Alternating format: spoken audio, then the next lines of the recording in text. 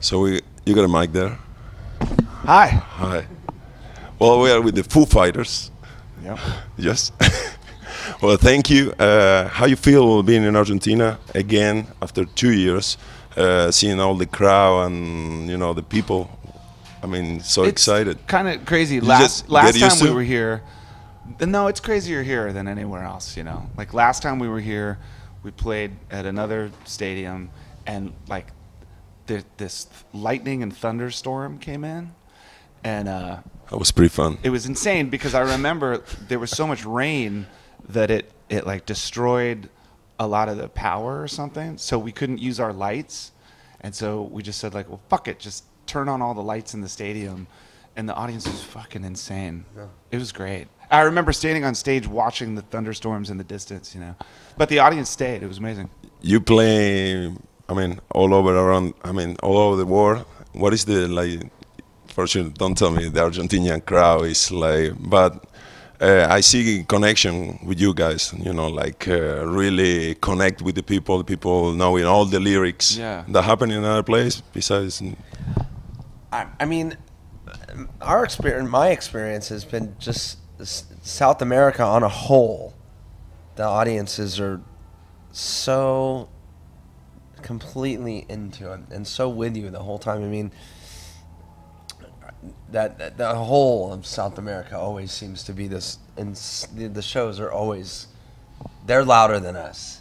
I mean, we were in Chile and the crowd was singing louder than we were, and in Argentina, like Dave told you about the story about the rain, and everybody stayed, and their zest for like life and their zest to enjoy like this show, and it's not like playing a show in LA. No. There's some countries where, especially At all. yeah, where rock music is, people are really passionate about rock music, and I don't know why, but it seems like down here, maybe more than anywhere, people get so fucking into it, Feel like you travel back in time sometimes, like maybe in the. I don't know. I mean, I always hear stories about like, I mean, like in the 90s, I was, like really young. I mean, it seems like it hasn't really changed here. Like it seems like it's really changed around the rest of the world. Like there was a time where rock was really big in, I don't know, what's a good example, Australia or something like that. And now maybe not so much, but here it seems like it hasn't really ever gone away. I don't know why.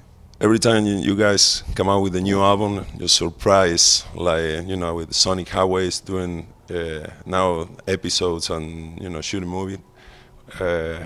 You always at the top of the wave. Like, how you manage that? I mean, Hey, yeah. surf, I tried to do it. I almost got killed. Yeah? Yes. Where'd you go? Bondi Beach. That's, Yeah. really bad. We'll, No? Taylor and I will take you out for a surf lesson next Yes. week. How about that? Yeah. How is the rate? Is it your good coaches We'll or? cut you a good deal. We'll cut you a good deal. How's the rate? Yeah. If you live and we live, then we're good. Okay. I'm Perfect. cheap, but Taylor's pretty expensive. You gotta It's- buy me a burrito afterwards. Round on me. So I got a chance to stand up on the board. Or? Why not? Why not? Plus, you're so tall; it'll just look great. Yeah, Taylor is telling me to start biking. Doing some mountain bike. And you do jiu-jitsu now? Yes. So you actually keep yourself in shape after? Fuck no. Okay. I can teach you a couple techniques. I've always wished that I could kick everybody's ass, but I can't. Well, we changed. You kick my ass, and I don't think you I'm teach me. I don't know about that. I don't know about that.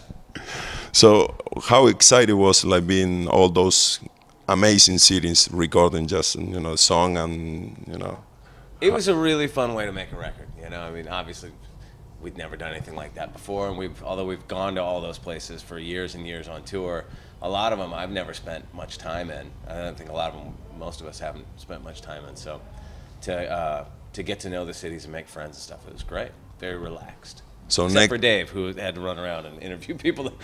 I don't think his experience was very relaxed, but it was very relaxed for the rest of us. It was exciting. It was an exciting way to make a record too, just because usually you go to one place and you load into a studio and you stay there for a month or something, and it turns into maybe not a routine, but going around the country and only having, one night to write the lyrics and It's crazy. loading into some places that weren't even studios. A place in New Orleans, that's not a studio. That's like a 200-year-old room. So you got to move all in. And Yeah, we just we fill it had out. to move we had my to build a God. studio in some of these places. We bring in the tape machine and we bring in all of our equipment and When we say make a we, studio. We didn't build the studio. Yeah, not us. Well, that's a good thing. Yeah. But so it was awesome. Sometimes I say I won that tournament. I really play like 5 minutes, so that's the same thing, kind of, right? Yeah, Exactly. it was great. Play basketball? Any of the, no? I think Dave Sports? does. The one Foo Fighter that's not here, I think. Well, plays Dave a little had basketball. a court at his house back in Virginia when we were young men, and you guys used to play. I didn't play that much, but you played a lot. My son plays a lot now. Wait, doesn't Gus Brandt, our fearless tour manager, play a little basketball? Do you really? Oh, there you go. Oh yeah. Little b-ball.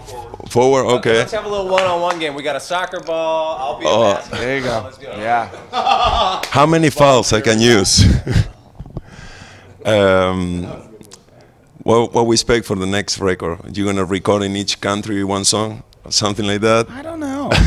I mean, at this point, but last record we did in my garage, and then this record we did all over the country. So it seems like if we want to do something different, it might be in one place. In one place. Actually, a studio. A studio, right? The one we own. How weird. Yeah. I mean, that's the fucked up thing is we have our own studio. I always wonder. We keep adding on to it, Yeah. and yet we don't like to record. For other people. What would be the song that you would never cover up? Like, you got any oh no, I would never play this song. Song that we would never play. Like Yes. a Foo Fighters song? Or No, somebody no, I else's mean song? like someone else. We do them all the time for me.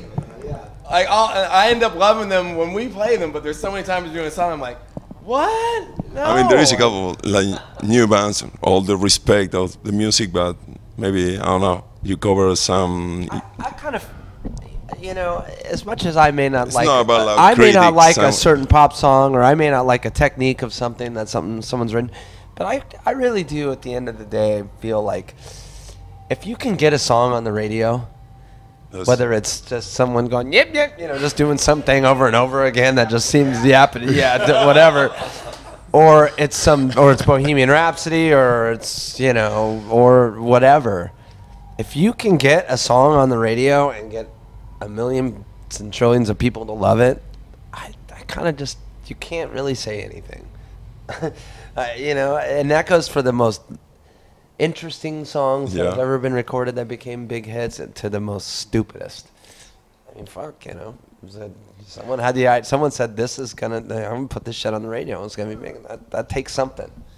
Well, So we would play anything. I think Yes. is the answer. Yeah. yeah, I saw like Lionel you Richie to singing Lady on this- Gaga to fucking Wow. Slayer. We'll do it, and we'll try anything. You're Yeah. gonna get one tonight. Yeah, dude, Much- a Slayer style version of a Lionel Richie song. What you do, guys, with the awards that you get? You really got like a special room and you honor all the That's awards? a good question. 'Cause I don't know what Dave does with his awards now, but I remember when I first joined the band and first went to his house. Or no, this wasn't the first time I went to. Well, whatever. When he first won a Grammy, I went to his house and he was using it for a doorstop. I had this one door that would always close, and the Well, Grammys slam were it. really heavy, and so I put it on the thing. The only one we've won a lot of Grammys, and it's always great, and it's always amazing, and that you're And you're not playing the you music. start out as a kid in a garage thinking, fuck, I just like playing drums, and wow, wouldn't it be rad to be in Queen or whatever. And then you win Grammys, and you're like, fuck, and it's like otherworldly. But then you take them home, and they're these things, and you kind of feel weird. I don't know about you, everybody else, but I don't really want to display them that much. I'm like, well, look at all this shit I did, But my son has one in his room.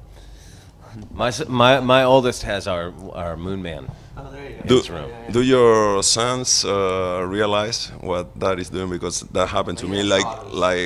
My daughter came and said, "Dad, you play over there?" I said, I got to show something. She couldn't believe it. So like, you know, in the NBA final or whatever. Tough to impress your kids. Yes. Yeah, it's funny because they'll like, I'll bring them to places sometimes to, you know, see music or see bands, and they'll meet musicians and they'll meet like really super famous musicians, but they don't really understand where that person is in the history of music. They just meet a musician and they're like, cool, you know, like it could be like a friend of ours, or it could be someone, you know, like super famous. Yeah. And but they I think they think what we do is just like our job, you know. Which they should. I have a great picture from the gig last week at the Forum that is, it's like Paul Stanley and Lemmy and Zakk Wylde or something all sitting there talking in our backstage because we played this crazy gig for Dave's birthday last week.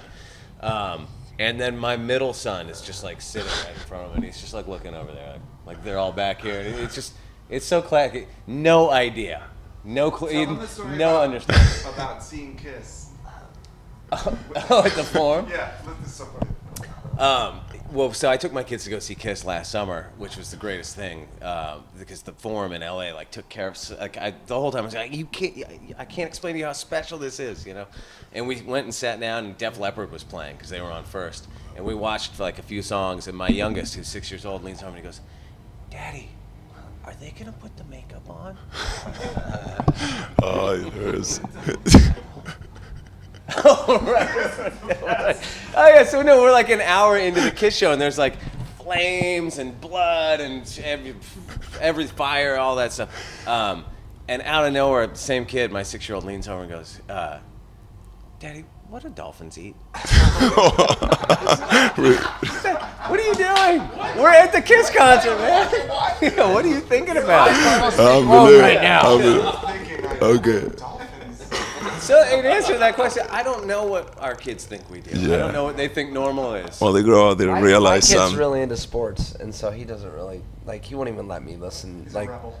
He's a rebel. Yeah, yes. Yeah, he really is. And like, I can't watch like, you know, rock television shows in the main TV room without him hassling me. We just have to watch like football or something all the time. Wow. You know, Okay, guys, I know you got a gig tonight. Thank you. Thank you.